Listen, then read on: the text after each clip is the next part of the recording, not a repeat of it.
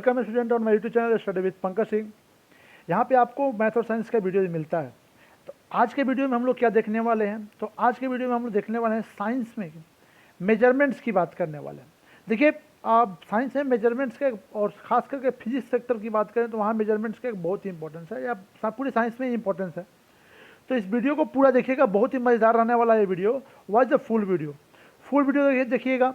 इससे यहाँ से आपको बहुत ही कंसेप्ट क्लियर होंगे, और जब आप इस वीडियो को देख ले फिर आप पढ़ाई जब करने जाइएगा तो unit, SI units, physical quantity, ये सब क्या है, सब चीज़ समझ में आ जाएगा। मेजरमेंट आपका पूरा क्लियर होने वाला इस वीडियो से, और बहुत ही मज़ेदार रहने वाला है ये वीडियो, और बहुत ही अच्छे से समझने वाले हैं हम लोग इसमें। तो एक बहुत ही ज़रूरी बात कि अगर आप 9th 10th 11th 12th के स्टूडेंट हैं और पहली बार मेरे चैनल को विजिट कर रहे हैं, वीडियो को देख रहे हैं, तो सब्सक्राइब करना ना भूलें। सब्सक्राइब करें और बेल आइकन को दबाएं ताकि हर एक वीडियो का नोटिफिकेशन आपको मिलते रहे। यहाँ मैथ और साइंस का फुल सिलेबस मिलता है 9th 10th 11th 12th का। ठीक है, तो बिना टाइम गंवाए अब वीडियो को हम लोग शुरू करते हैं और देखते हैं क्या सीखने वाले हैं आज के वीडियो में। तो हम लोग देखते हैं सबसे पहले मेजरमेंट को, क्योंकि चैप्टर का नाम भी है। तो मेजरमेंट किसको कहते हैं समझिए पहले। तो हमने लिख रखा है comparison of an unknown quantity with some fixed quantity और ऑफ सेम काइंड। कहने का मतलब क्या है कि कुछ अननोन क्वांटिटी को अगर हम लोग कंपेरिजन कर दें फिक्स क्वांटिटी से सेम काइंड की क्वांटिटी को, क्वांटिटी सेम काइंड होने का मतलब इट सेम की बात है, हम लोग यहाँ कर सकते हैं। तो सेम काइंड की क्वांटिटी को जो हम लोग कंपेयर करते हैं तो उसी को मेजरमेंट का, जैसे एग्जाम्पल के तौर पर आप ले लें, अगर जनरल भाषा में हम बात करें मेजरमेंट के बारे में, हम कुछ नहीं जानते हैं तो भी हम लोग घर में मेजरमेंट का हम लोग एग्जाम्पल, जैसे सुबह ब्रश करने जाते हो तो टूथपेस्ट जो यूज करते हो उसकी क्वांटिटी आप एक फिक्स रखते हो, वो कोई किसी चीज़ से आप मेजर नहीं करते हो, बल्कि रेगुलर आप उतना ही यूज करते हो। क्लियर है, लेकिन एक डिफाइंड कोशिश करते हो। या सिंपल सा आप शुगर को मिक्स करते हो मिल्क में तो चम्मच का यूज करते हो, वो भी एक तरह से मेजरमेंट हो गया। क्लियर है, ये इस तरह के मेजरमेंट जो हो गए रेगुलर आप डेली लाइफ में देखते हो। क्लियर है ना। आप यहाँ पे और भी बात कर सकते हो, जैसे कि इन हिंदी लोग कहता है चुल्लू भर पानी। चुल्लू भर पानी का मतलब क्या हुआ कि अब ये डिपेंड करता है, ये भी एक तरह का मेजरमेंट है, लेकिन ये हर एक आदमी का सेम होगा ये जरूरी नहीं है, क्योंकि किसका क्या यूनिट हो सकता है, हाथ का साइज क्या होता है उस पर डिपेंड करता है, उसकी चुल्लू कितनी बड़ा हो, कितना पानी कंटेन करता है। तो उसी हिसाब से अब इस मेजरमेंट को फिक्स करने के लिए हम लोग को यूनिट की जरूरत पड़ती है, तो वहाँ यूनिट का यूज करते हैं। जैसे वाटर में आर्सेनिक का मात्रा की बात करते हैं तो साइंटिफिक भाषा में जब साइंटिस्ट उसको मेजर करते हैं तो क्या बोलते हैं कि वाटर में आर्सेनिक 0.0005 ग्राम से अगर कम रहे तो सही है, इससे अधिक होने पे क्या होता है, वो हानिकारक होता है लोगों को। तो ये भी एक तरह का मेजरमेंट, तो ये सब मेजरमेंट हो गए। अब आपको सबसे बड़ा समझाएं कुछ, इससे आप एक चीज़ समझे कि मेजरमेंट के लिए क्या क्या चाहिए। तो हमने लिख रखा है measure for each measurement 2 things are needed. Measurement के लिए 2 थिंग बहुत जरूरी है। पहला क्या था, unit in which the quantity is measure. सबसे जरूरी क्या हो गया कि एक तो उसका यूनिट, कि उस क्वांटिटी को किस यूनिट में आप मेजर करने जा रहे हैं। और दूसरे हमने बात किया है, जैसे यहाँ देखिएगा ये number which tells how much the given unit is contain in the physical quantity. कहने का मतलब कि नंबर कि वो 5 ग्राम है या 10 ग्राम है या 10 किलोग्राम है, तो ये नंबर्स भी होना चाहिए और साथ में उसका यूनिट होना चाहिए। ये मेजरमेंट का तरीका हो गया। क्लियर है ना। तो मेजरमेंट के लिए 2 चीज़ हमेशा जरूरी होता है। तो क्लियर, अब आगे देखते हैं। और चलिए देखते हैं हम लोग फिजिकल क्वांटिटी को। तो फिजिकल क्वांटिटी क्या होता है, तो quantity which can be measured, that मतलब वैसा क्वांटिटी जिसको मेजर किया जा सके, जिसको हम लोग माप सकते हैं, उसको हम लोग क्या बोलते हैं, फिजिकल क्वांटिटी। जैसे दैट इज हमने लिखा length, mass, time, force, it बहुत सारे आप पढ़ते हैं, ये सारे के सारे क्या है, फिजिकल क्वांटिटी जिसको हम लोग मेजर करते हैं। जो नॉन मेजरेबल होगा वो क्या होगा, देखिए। तो अब बात दूसरा है हमारे पास नॉन फिजिकल क्वांटिटी। तो quantity which cantt be measured, वैसा क्वांटिटी जिसको हम लोग मेजर नहीं कर सकते हैं। जैसे क्या हो गया, हैप्पीनेस, सौरो, पेन, ये जो है जिसको हम लोग मेजर नहीं कर सकते हैं, जिसको हम लोग क्या बोलेंगे, नॉन फिजिकल क्वांटिटी। क्लियर है। नेक्स्ट बात करते हैं हम लोग। तो अब यहाँ पे देखिए फंडामेंटल और बेसिक फिजिकल क्वांटिटी, मतलब फंडामेंटल या बेसिक, जो बहुत ही बेसिक लेवल और फंडामेंटल लेवल की क्वांटिटीज कौन होते हैं, तो उसकी बात करते हैं। तो physical quantity which are independent और do not depend on other quantities, मतलब फिजिकल क्वांटिटी है वो फिजिकल क्वांटिटी जो कि किसी पे डिपेंड ना हो या इंटरडिपेंडेंट, मतलब आज़ाद हो, किसी का उसको सहारा नहीं लेना पड़ता हो, उसको हम लोग क्या बोलते हैं, फंडामेंटल और बेसिक फिजिकल क्वांटिटी। जैसे आपका क्या हो गया, लेंथ हो गया, मास हो गया और टाइम, ये तीनों क्या है, फंडामेंटल फिजिकल क्वांटिटीज है। क्लियर। अब नेक्स्ट टॉपिक हमारे पास है डिराइव फिजिकल क्वांटिटी। तो डिराइव फिजिकल क्वांटिटी क्या है, तो फिजिकल क्वांटिटी विच डिपेंड और express in the term of basic physical quantity, मतलब ऐसा फिजिकल क्वांटिटी जो कि डिपेंड हो या उसको एक्सप्रेस किया जा रहा हो बेसिक फिजिकल क्वांटिटी के टर्म में। जैसे के तौर पर आप एरिया, वॉल्यूम या स्पीड, जब भी आप एरिया निकालने जाते हैं तो वहाँ लेंथ ब्रेथ का काम आता है। जब भी आप वॉल्यूम निकालने जाते हैं तो वहाँ भी आपको मास का यूज आता है। जब भी आप स्पीड निकालने जाते हैं डिस्टेंस और टाइम का यूज आता है। तो यहाँ पे आपका क्या हुआ कि ये डिपेंड कर रहे हैं किस पे, basic fundamental unit physical quantity पे, इसीलिए इसको हम लोग क्या कहते हैं, डेराइव्ड फिजिकल क्वांटिटी। ठीक है, तो चलिए आप बात करते हैं आगे। चलिए अब बात करते हैं यूनिट्स। यूनिट्स किसको कहते हैं समझिए। Unit is a standard quantity of A same kind chosen for measuring a physical quantity, मतलब एक स्टैंडर्ड क्वांटिटी का यूज हम करते हैं जिससे हम लोग क्या करते हैं, किसी भी फिजिकल क्वांटिटी को मेजर करने के लिए जो उसका यूनिट के तौर पर यूज करते हैं उसको हम क्या कहते हैं, यूनिट कहते हैं। क्लियर हो गया। अब यूनिट है तो यूनिट दो तरह के होते हैं। तो टाइप्स ऑफ यूनिट में हम लोग देखेंगे, पहला है फंडामेंटल और बेसिक यूनिट और डिराइव यूनिट। जैसे कि आपको हम पीछे बताए थे फिजिकल क्वांटिटीज के बारे में, फंडामेंटल और बेसिक फिजिकल क्वांटिटी और डिराइव फिजिकल क्वांटिटी, उसी तरह से यूनिट में भी होता है। फंडामेंटल और बेसिक यूनिट क्या होता है, जैसे कहने का मतलब क्या है, इंडिपेंडेंट होगा, ये किसी पर डिपेंड नहीं करेगा, ऐसा यूनिट होगा। जैसे कि तीन होते हैं फंडामेंटल फिजिकल क्वांटिटी, कौन कौन, length, mass, time.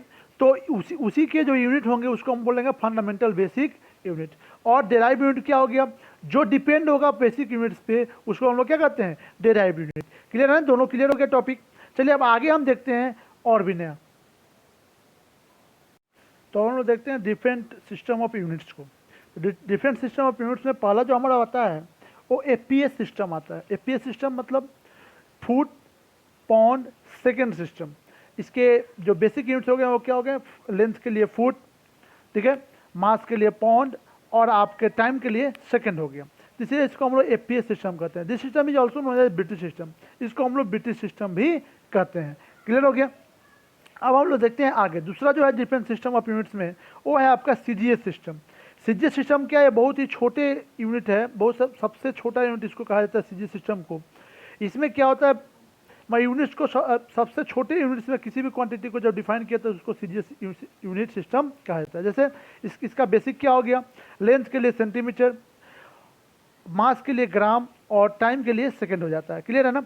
This system is also known as Gaussian system और मैट्रिक सिस्टम और डेसिमल सिस्टम। इस सिस्टम को हम लोग गॉसियन सिस्टम या मैट्रिक सिस्टम या डेसिमल सिस्टम भी बोलते हैं। इसके बेसिक यूनिट क्या होगा, लेंथ के लिए सेंटीमीटर, मास के लिए ग्राम, टाइम के लिए सेकेंड। अब नेक्स्ट आते हैं एमकेएस सिस्टम। ये एमकेएस सिस्टम जो है ये क्या है, ये देखिए, ये जो सीजीएस सिस्टम ये काफ़ी स्मॉल हो गया मैट्रिक सिस्टम में, तो इससे थोड़ा सा बड़ा, इसलिए इसको इंट्रोड्यूस किया गया 1935 में। जिस सिस्टम का नाम है एमके सिस्टम। इसका जो बेसिक यूनिट होता है, लेंथ के लिए मीटर और आपका मास के लिए किलोग्राम, टाइम के लिए सेकेंड हो जाता है। ठीक है, ये जो सिस्टम है आपका, इसको 1935 में इंट्रोड्यूस किया गया। क्लियर। अब इस सिस्टम को क्यों लाया गया ये आपको समझ में आ गया, क्योंकि सीजीएस सिस्टम काफ़ी स्मॉल रहता था, उससे थोड़ा सा ये बड़ा होता है। और इसके यूज की बात करें तो ये केवल मैकेनिक्स में यूज किया जाता है इस सिस्टम को। ठीक है, कहाँ पे, मैकेनिक्स में। एमके सिस्टम का यूज कहाँ होता है, मैकेनिक्स में। क्लियर हो गया। चलिए अब देखते हैं आगे। तो अब हम लोग देखते हैं एसआई यूनिट्स को। तो एसआई यूनिट्स क्या समझिएगा, it is an international system. ये एक इंटरनेशनल सिस्टम है।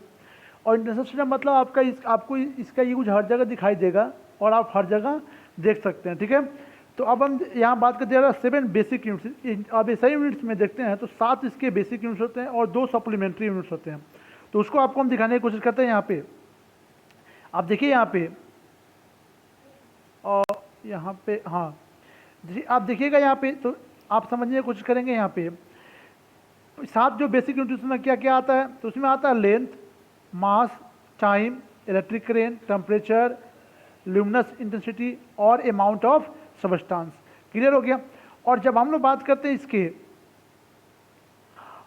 सप्लीमेंट्री यूनिट्स की, तो उसमें आपको क्या क्या आ जाएगा, इसका वो आपका आता है प्लेन एंगल और सॉलिड एंगल। क्लियर है ना। तो यहाँ तो आगे हमने लिखा है advantage of SI unit. Advantage of SI unit में क्या है, तो एडवांटेज है पहला, ये तो एक एब्सोल्यूट सिस्टम है। और दूसरा हमने लिखा it applies to all branches of science. ये साइंस के हर एक ब्रांच में यूज होता है। क्लियर है। चलिए आप देखते हैं। तो अब हम देख लेते हैं स्टैंडर्ड प्रीफिक्स को। स्टैंडर्ड प्रीफिक्स में आपको हम समझाने की कोशिश करते हैं क्या है स्टैंडर्ड प्रीफिक्स। उसको बोलते हैं, जैसे देखिए किसी भी यूनिट के पहले ये लग जाता है और उसको बनाता है, देखिए ये यूज क्यों होता है। कभी भी क्या होता है ना, कभी कभी न्यूमेरिकल वैल्यू काफ़ी बड़ा आ जाता है और कभी कभी न्यूमेरिकल वैल्यू काफ़ी छोटा आ जाता है।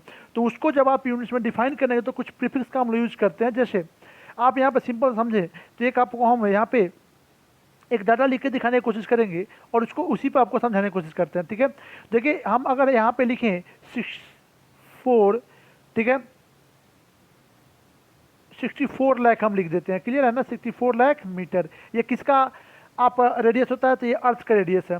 तो ये ऐसे हम लिखे तो 64 लाख मीटर लिखने के लिए हमको 64 और 50 लिखना पड़ रहा है। अगर इसको हम लोग स्टैंडर्ड यूनिट्स में लिखने की कोशिश करें तो क्या लिख देंगे, 6400 किलोमीटर। तो किलो जैसे ही लग गया तो ये थोड़ा न्यूमेरिकल वैल्यू इसका छोटा हो गया। और भी छोटा करने के लिए और भी यूज करते हैं, उसको हम लोग अब समझने की कोशिश करते हैं। जैसे आपको यहाँ पे एक फीचर समझाने की कोशिश करते हैं। अगर 10 का पावर 18 हो जाए तो वहाँ पे प्रीफिक्स के तौर पे क्या लगता है, एक्स्ट्रा, क्लियर है ना। और जैसे यहाँ किलो के लिए के लगा होता है तो सिंबल क्या लग जाता है, वहाँ पे आपको ई लग जाता है, ठीक है ना। 10 का पावर 15 सही पेंटा, तो इसलिए आपको यहाँ पे 10 का पावर 12 तो टेरा लग जाता है, 9 होगा तो जीगा, 6 होगा तो मेगा, 10 का पावर 3 हो जाएगा तो किलो, जैसे अभी आपको एग्जाम्पल हम समझा दिए, ठीक है ना। 3 हो गया तो किलो हो गया, 2 हो गया तो हेक्टा, 10 होगा तो डेका, 10 का पावर -1 तो डेसी में चला जाता है, -2 तो सेंटी, तो जैसे सेंटीमीटर डेसीमीटर हो जाता है ना, वैसे ही 10 का पावर -3 तो मिली, तो मिलीमीटर में। और छोटा अगर इंट हो गया तो माइक्रो, -6 हो जाएगा तो -9 होता है नैनो, फिर -12 तो पिको, फिर यहाँ पे -15 तो फेमटो, और 10 का पावर -18 तो एटो। तो इसका सिंबल भी आप यहाँ पे देख रहे हैं कैसे कैसे लगा हुआ है, क्लियर है ना। उसी हिसाब से आप वीडियो को रिमूव करके लिख सकते हैं। और ये वीडियो आपको अच्छा अगर लग रहा है, वीडियो में आपको कुछ समझ में आया या कोई दिक्कत हुआ तो आप कमेंट सेक्शन में जाकर कमेंट जरूर करें, ठीक है, क्योंकि ये बहुत ही इंपॉर्टेंट चैप्टर है मेजरमेंट के लिहाज से। आपको ये यहाँ से बहुत ही अच्छे से इसको समझना होता है, क्लियर है ना। अलजेब्रिकल यूनिट में भी सबका हम लोग यूज करते हैं। तो वीडियो को आपने पूरा देखा और वीडियो आपको अच्छा लगा तो सब्सक्राइब जरूर करें, लाइक करें और अपने दोस्तों के बीच में शेयर जरूर करें, क्लियर है। सबसे जरूरी काम है, जितना ही शेयर होगा, जितना ही व्यूज बढ़ता है, उतना ही हम लोग को एक अप्रिसिएशन मिलता है और भी वीडियोस लेकर आने के लिए, ठीक है। Thanks for watching the video.